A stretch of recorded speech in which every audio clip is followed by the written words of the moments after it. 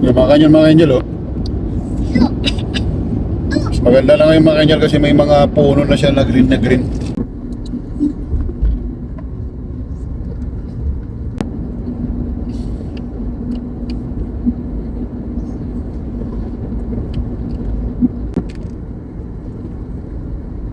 Friend, gusto mo? Doon sa may parking? Ganda na ang ano mga angel oh. Lugar. Yan, may nangingisda. Fishing. Ayan. Ayan. 60. Uy, uy.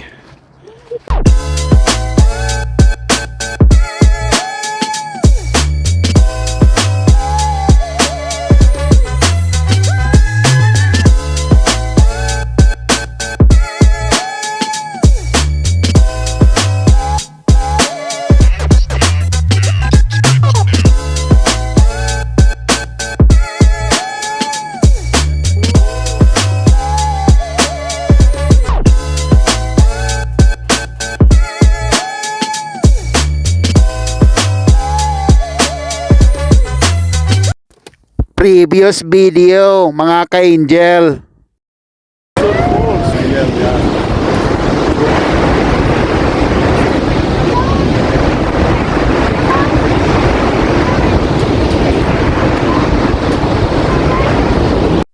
Wala ho mga ka-angel, andito kayo sa Butte, Montana.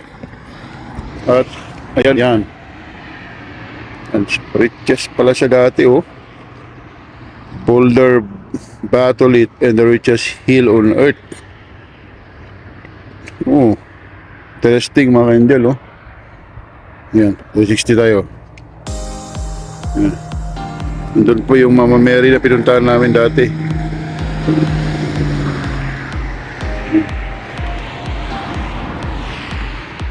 Riches pala to dito mga ka-angel oh. Lipat tayo dito, baka yumaman tayo. Yan mga ka-angel oh. Yung information niya. Mga ka-angel yun. Angel oh. Yung information. Yan. Yung information niya mga ka-angel oh. Yan. So very interesting po. City ng Butte sa Montana. Tara po, maghanap po tayo ng kape mga angel. Yan mga angel, yung sign na yun, no? Yung buildings in yung Giga City yata ng Montana. Yan yung mga building. Butte dito naman po sa right.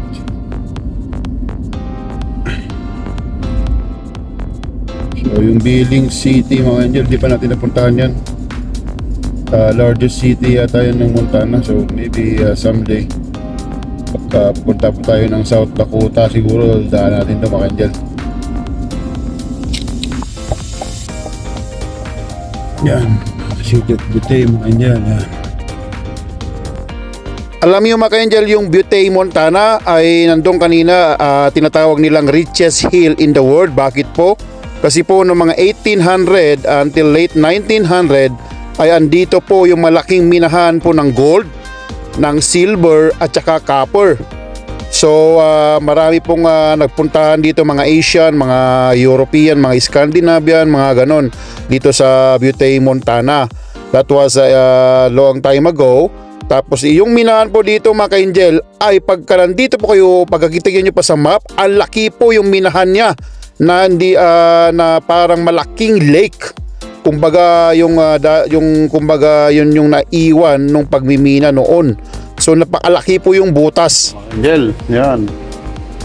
So mag-lit muna tayo dito kasi nantok tayo. Yan mga angel, may police dun oh. Okay, di tayo nagpatakbo na mabilis.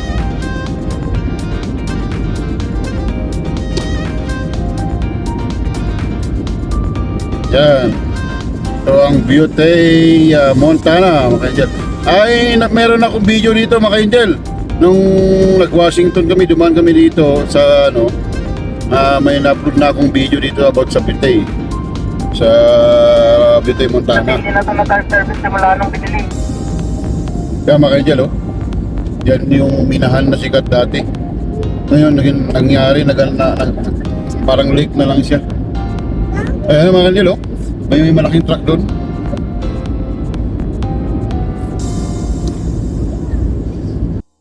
Alam niyo yung Butte mine noon mga ka-Angel ay siya yung supplier ng 25% copper sa buong mundo noong 1800. So malaking minahan po talaga dito sa Butte, Montana mga ka-Angel. Kaya sikat na sikat po ito talaga. Pagka ang laki talaga yung minahan mga ka-Angel, pagka i-check nyo sa map.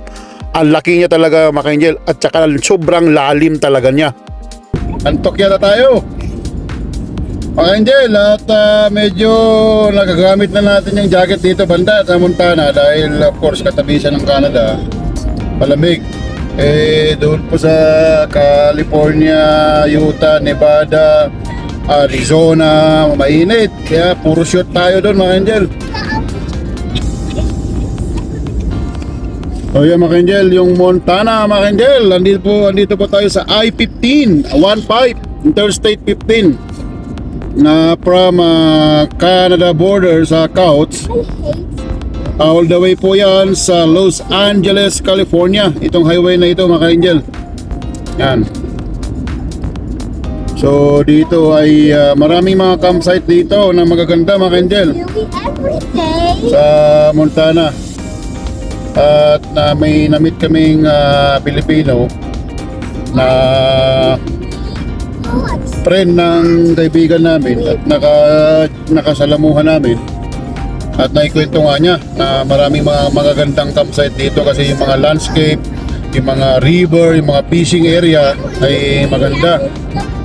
Kaya nire-recommend niya na pag may time at saka of course kung may visa, US visa or citizen ka, mag-try dito kasi maganda raw dito mag-camping. So hopefully yung mga kasama natin mga Angel ay ma-friend natin mga ma-citizen sila or at least may visa para mag-try tayo na camping dito para may share natin sa inyo yung mga magagandang may i-offer naman dito sa banda dito sa Montana. Kasi very close po yan sa Alberta mga Angel, very very close. Mas malayo pa yung British Columbia kaysa po papunta o kaysa dito sa Montana. Very close lang po talaga dito. Tsaka kaya mala Switzerland po yung landscape din dito. Kulang lang ang baka. Yan mga Angel, yung white car doon na Dodge Charger ay isang state trooper or sheriff na pwedeng manghuli din ng mga overspeeding. Lahat po nasa tamang speed lahat. Hindi maka-overtake or maka-increase ng speed dahil may pulis nga doon. So iniiwasan nila. So ayun aba. Talagang bumuntot yung naka-block na nag-overtake sa atin kanina.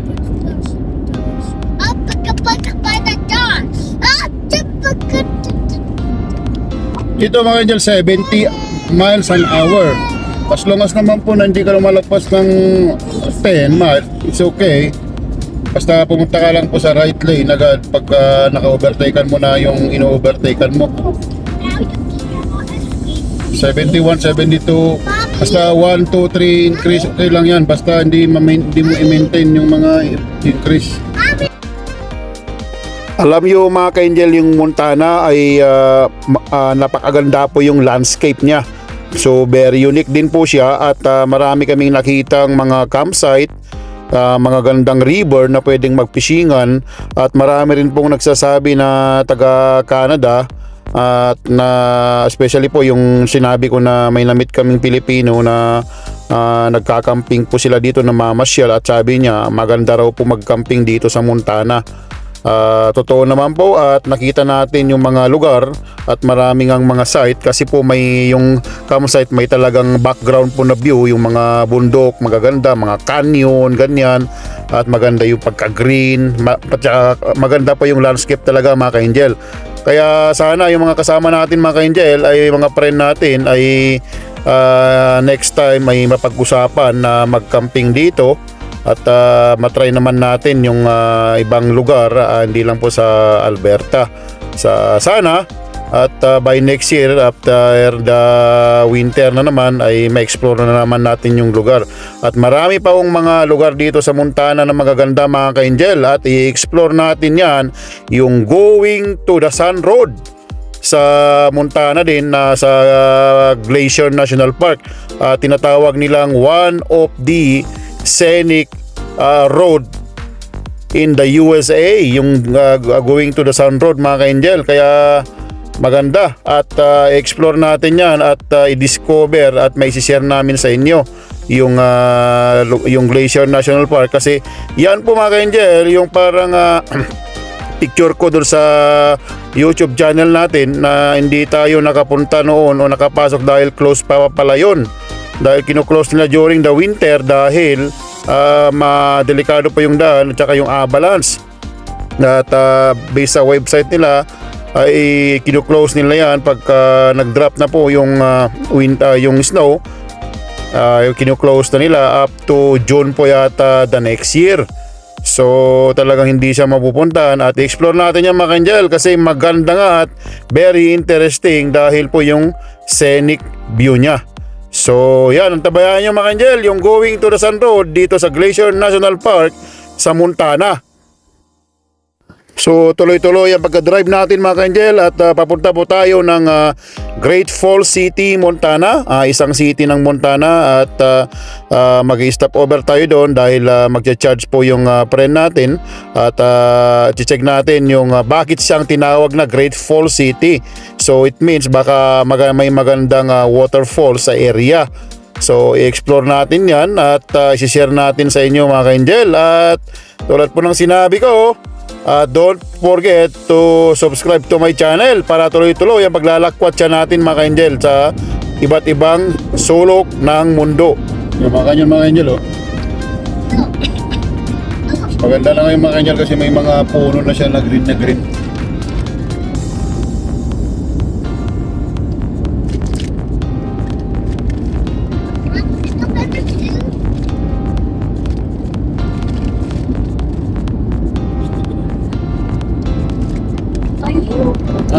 Nice mga angel.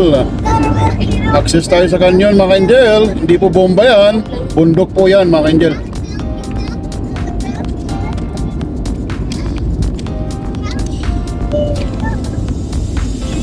Kalena mga angel, ayan oh.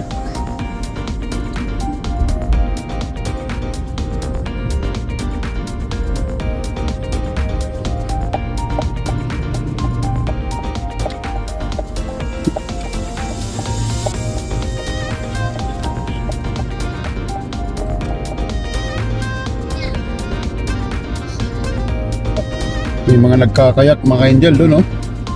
Rafting. So dadaan tayo dito mga ka-angel sa Hidden Canyon, Montana. Ito nadaanan namin noon mga ka-angel nung nag-Washington kami, kaso hindi kami gasyadong nagtagal dahil nagmamadali na kami. So bakit tinawag siyang Hidden Canyon? Dahil tago po siya, labas, parang papasok ka po siya from the freeway I-15. Maganda po dito mga ka-angel at maraming nagpipishing ng mga nagbabangka-bangka, kayak, mga ganon. At magwa-washroom lang tayo dito saglit mga ka-angel at tingin tayo ng mga magandang view. So ito mga canyon mga ka-angel, oh. Ayan, yan yung mga canyon nila. Maganda siya mga ka-angel, napakalinaw po yung river dito. Kaya very unique din po talaga yung may i-offer ng Montana.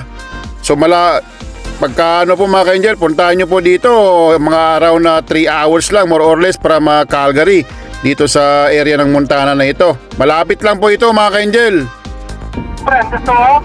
Doon sa may parking? Ganda ng ano mga ka-angel, oh, lugar. Yan, may nangingisda at saka mga ano sa ilog mga ka-angel. Yan, wala natin yung fishing doon. Ito mga ka-angel, oh. May regulation sa fishing. Ayan. Ayan. Ayan. So dito po yung canyon area sa I-15 mga ka-angel. Pwede mag-fishing tsaka boating. Yan, may mga nagbobot doon mga ka-angel, oh. Ayan, oh. Ganda, oh. Ayan. Nice. Yan mga ka-angel, oh. Yung canyon, oh. 360 tayo ulit mga ka-angel. Yan, 360. Uy, uy. Ayan, may mga nagpipishing doon, mga Angel, oh. Mas may mga nagboboting. Ayan, oh. Ayan. Malapit na lang po ito sa border, mga Angel. Kaya maganda mag-camping dito sa Montana. Ganda pa ng view, mga Angel, oh. Sa mga RV, may mga campsite din ng tent dito. Ayan, tayo dito, oh. Ayan, makikita nyo, 360 tayo, oh. Ayan. Yan mga ka-Angel. Ito mga ka-Angel ay Missouri River. Ito po yung longest river sa USA at nasa 3,700 plus ang kanyang haba mga ka-Angel. From Montana all the way po yan sa Missouri. So yun mga ka-Angel, oh. Yan, oh. Oh, bucket list na naman tayo, oh. Niya, ganda ang Angel, oh, tulay. Yan mga Angel, oh. Marami activity rin dito dahil may mga nagpipishing.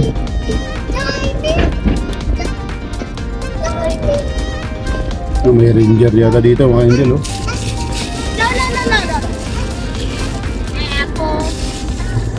Pwede siya mag-camping, pwede mag-fishing, pwedeng RV. Pwede malalumangoy, pwede pong magbangka, lahat po pwede. Yan, oh. So ito mga ka-Angel, yung Missouri River. So tulad ng sinabi ko, pinakamahabang river sa USA. Nasa around 3,700 plus po yung haba niya. At slightly shorter po sa pinakamahabang river naman po sa Canada, yung Mackenzie River na more than 4,000 po yung haba niya. So mahaba ito mga Angel, like I said, from Montana, ladaan po yan ng North Dakota, South Dakota, all the Iowa, hanggang sa Missouri State po, yung Kansas City. So mahaba to mga Angel, yung Missouri River sa USA. So tuloy-tuloy pagka-drive natin mga Angel at papunta na tayo at pa-merge na sa Interstate 15 para tuloy-tuloy lang po yung pagpunta natin sa Great Falls City. Para mag-stop over muna tayo doon at mag-charge at mag-relax, mag-inat-inat para kondisyon tayo na magko-cross po ng border. So after the Great Falls City sa Montana mga Angel ay diretso na tayo sa Canada-US border at ipapakita natin kung paano yung pag-cross natin doon at sana maging okay at walang maging aberya at makapasok tayo ulit ng Canada na safe at walang problema. So yun mga ka-Angel at tuloy-tuloy lang po tayo at on the way na tayo sa I-15. So yun mga ka-Angel, kung may time kayo, bisitahin nyo dito sa Montana. It's very close lang po yan sa Alberta. Pag taga Alberta po kayo, pag Saskatchewan naman po kayo, is very close, British Columbia. Dito sa may Fernie area ay malapit lang po dito sa Montana area mga ka-Angel. At maganda mga ka-Angel, mala bump din siya, mala Jasper din yung mga landscape dito. At sigurado mag-enjoy po kayo dito mga ka-Angel. Kaya pine-prepare po namin mga ka-Angel, pagka nagta-travel po kami ay gusto namin na magda-drive lang talaga para maka-stop kami anytime yung mga tourist spot. So I-15. So yun mga ka-Angel, nasa I-15 na tayo at pa north na tayo. So ulitin ko mga ka-Angel, tong I-15 ay mahaba po ito from the border ng Canada-US border dito sa Couch. All the way po yan, dadaan po yan ng Idaho, Nevada, California, especially po dito sa may Salt Lake City, dito sa may Los Angeles, California, all the way po yan sa San Diego, sa California. So mahaba po ito mga ka-Angel at pagka po nasa Canada side na siya, ito po yung dugtong niya dito sa Couch ay yun po yung highway na papunta na po ng Lethbridge City sa Alberta. So yun, mahaba po ito mga ka-Angel at hindi kayo maliligaw kung pupunta po kayo ng south ng US, especially sa California. Sundan nyo lang po itong freeway na ito and you are good. At saka nakapost naman po yung mga speed limit. Usually po sa mga freeway, yung mga maximum speed po yan ay mga 70, 75, 85 miles 80 miles an hour. Depende po yan sa lugar kung mga crowded or hindi. So yun mga ka-angel. At pagka dito sa major na po na border dito sa Couch, kung saan po tayo papasok mamaya, ay yung Couch, Alberta, ay dyan po yung major na 24 hours open. Pagka po kayo ay nagta-travel ng this oras, ay dyan po yung exit or entry ninyo para 24 hours. May iba po kasi mga port of entry like po dito sa Carway ay dyan po one time nung nagmunta na kami noon ay from 7 AM to 11 PM lang po yata yung open niya. So nagsasara po tapos may iba pa pong mga port entry dito sa Alberta din na hindi po siya 24 hours. So dito po sa Couch, yan po yung pinaka the best pagka hindi po nyo alam kung anong oras kayo kukross ng border. So i-check nyo lang po yan sa mga website sa internet para at least sigurado kayo yung mga way ninyo ay hindi kayo kumbaga pagka alam nyo yung way ninyo na open po yung border, yung port of entry. So yan mga ka-angel. At marami po yan, maraming port of entry po dito sa Canada, US. At may mga 24 hours, may mga 7 to 11 lang, ganyan. Depende po kasi sa location kung isolated siya, hindi siya 24 hours. Since dito sa I-15 ay sa major talagang highway at na talagang dito dumadaan yung mga cargo, lahat-lahat na. Kaya 24 hours po siya mga ka-angel. At for sure dito sa Couch ay medyo kumbaga stricto yung mga officer dyan kasi po talagang major na port of entry po yan ng Canada at saka US. So ayan mga ka-angel, nasa I-15 tayo at tuloy-tuloy lang po tayo pag-drive natin sa Great Falls City at explore natin yung city. Madalas natin dumadaanan mga ka-angel yung Great Falls City. Pagka nagta-travel tayo ng US kasi siya po yung pinakaunang big city din ng Montana bago tayo punta ng mga southern area po ng US. At parang let bridge siya mga ka-angel. So at ito pwede po magandang istapan ito mga ka-angel. Yung Great Falls City, kompleto rin po siya. May lahat-lahat po ng kailangan ninyo sa isang city meron siya. Parang let bridge style.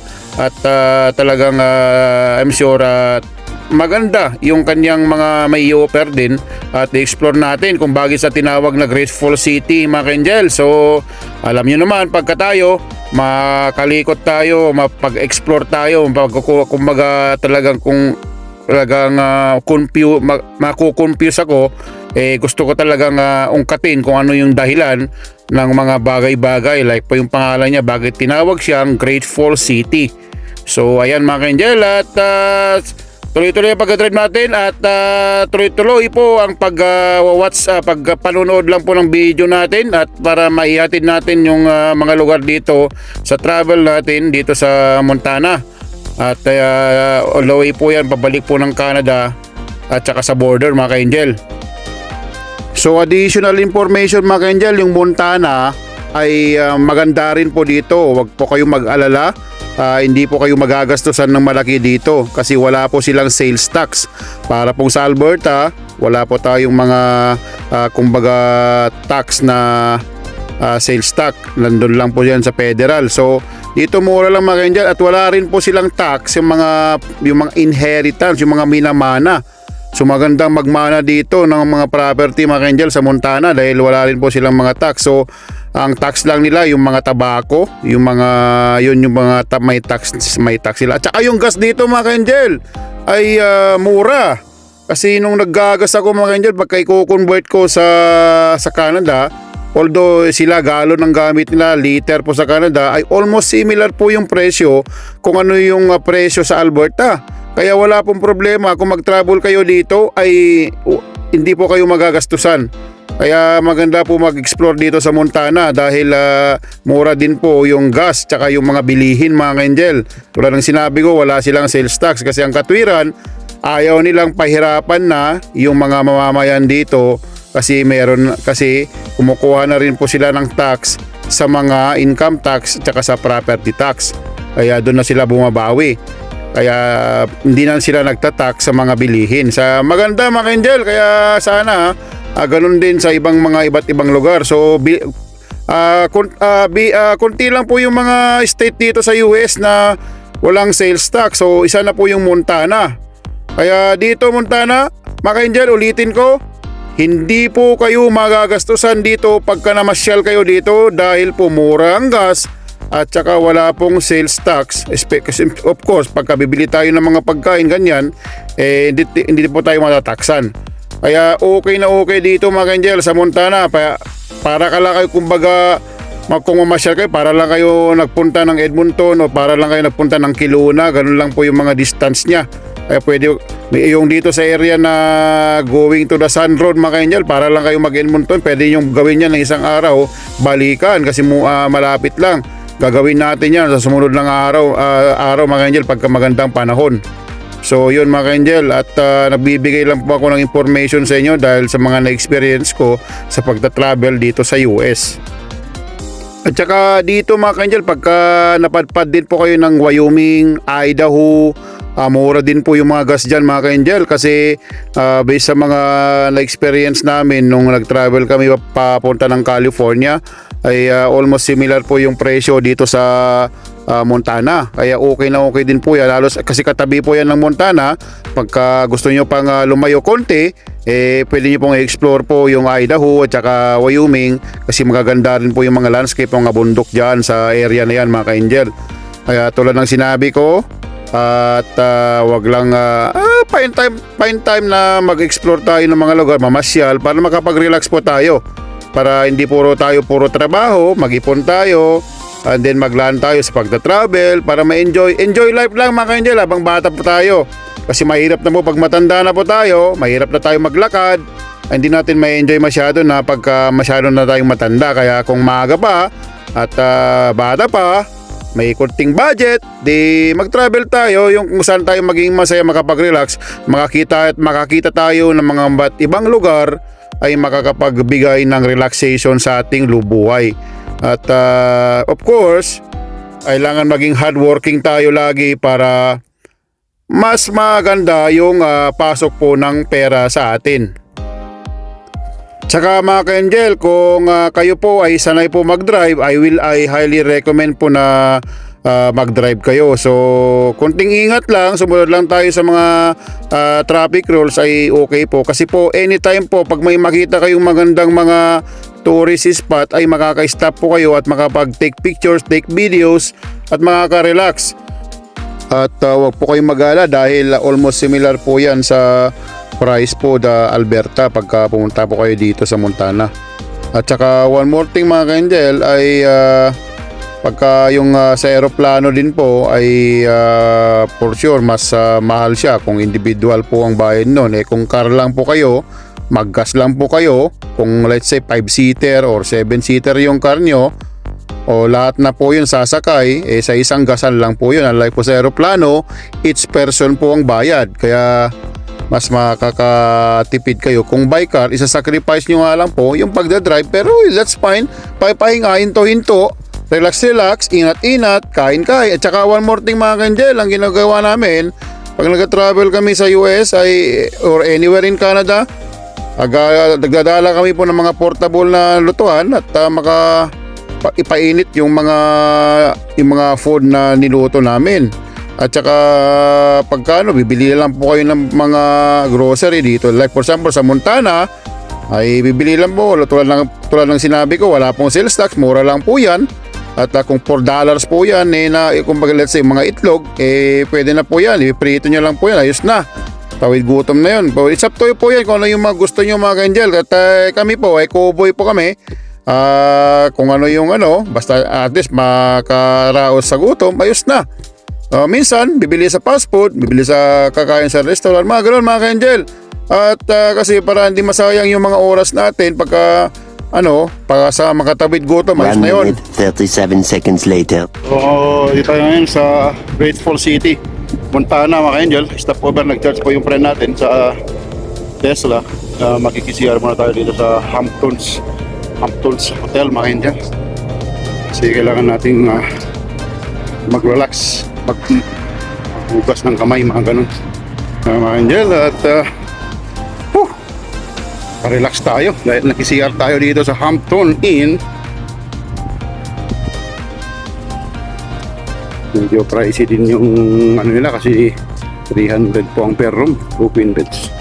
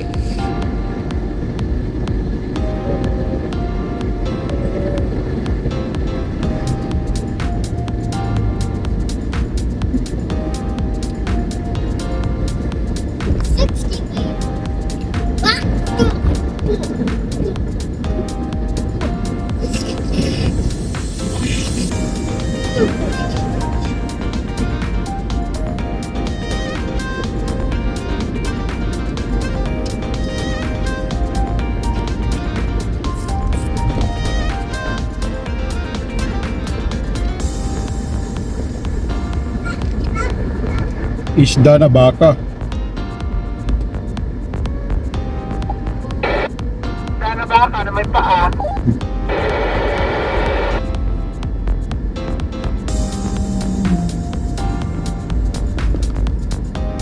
Ha?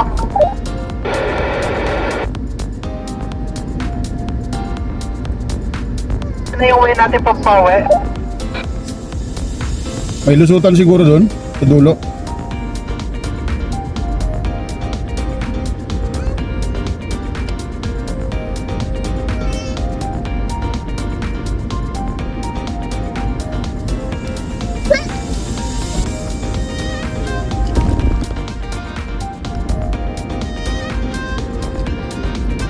Mga Angel, oh.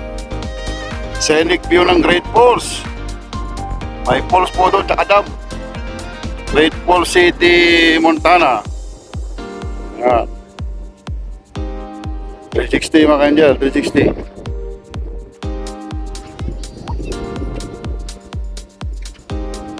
Yan. Parang light bridge mga Angel, oh, yung bridge dyan. Maganda rin yung view niya kasi parang pababa, pataas.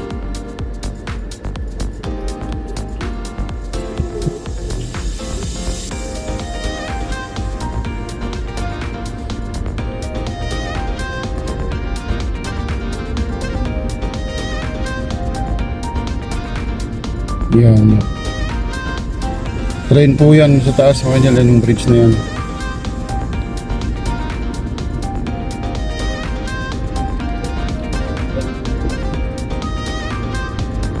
Siguro may isda rin dito. Malinaw pa yung tubig eh. Huwag natin kung may isda siya.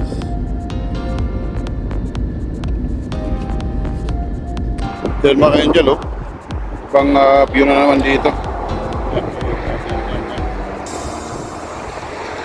Ito yung view mga Angel, oh. Great Falls City mga Angel, mga falls. US flag po doon. Yan. Okay. Great Falls City mga Angel. Great Falls City. Ganda. Ganda ng view. Maganda rin pala dito sa Great Falls City, Montana. Kasi may river, maliwa. Ganyan, no? Meanwhile. So mga Angel, at gawin na tayo sa border.